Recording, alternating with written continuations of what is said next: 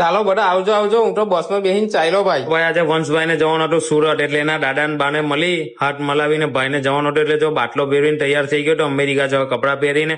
પછી આપણે એને બિહાર દીધો હતો ગાડીમાં બેહાડીને આપણે ફોર્ચ્યુનર લઈને નીકળી ગયા હતા. ને એટલી જ વારમાં ભાઈને લાગી ગઈ હતી ભૂખ, એટલે એ ભાઈ માટે આપણે બનાવી લાવેલો હતો શીરો. એટલે શીરો મસ્ત મજાનો ઝાપોટી લીધો ને અમે પહોંચી ગયા હતા મિની સુરતમાં.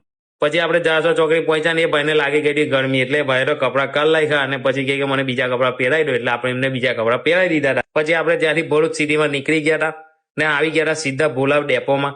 તો ભોલાવ ડેપોમાં આવ્યા ને એ ભાઈને તો જો એમના દાદા આવેલા હતા લેવા, એટલે એ દાદાને જોઈને ખુશખુશાલ થઈ ગયો હતો. મસ્તી મજાકના મૂડમાં ભાઈ આવી ગયેલો હતો.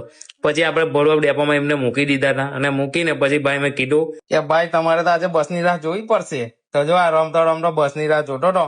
પછી એને નીચે ઉતાર્યો ને ભાઈ તો આ પટ્ટા પર ચાલવાની મજા પડી ગઈ હતી સીધી લીધી જોઈને, એટલે ભાઈને મેં ખખડાયો ને તો ઉપર થઈને નાહવા ભાઈ જો. પછી એમની બસ આવી ગઈ હતી, એટલે જો બસમાં બેહાડી દીધા હતા. હજુ તો 2 વાર નથી લાગી ને મને ભાઈ કે હું ચાલ્યો, પણ એ ભાઈ થી ના રહેવાય એટલે પાછો મને બહાર નીકળીને કહેતો હતો ભાઈ હું ચાલ્યો.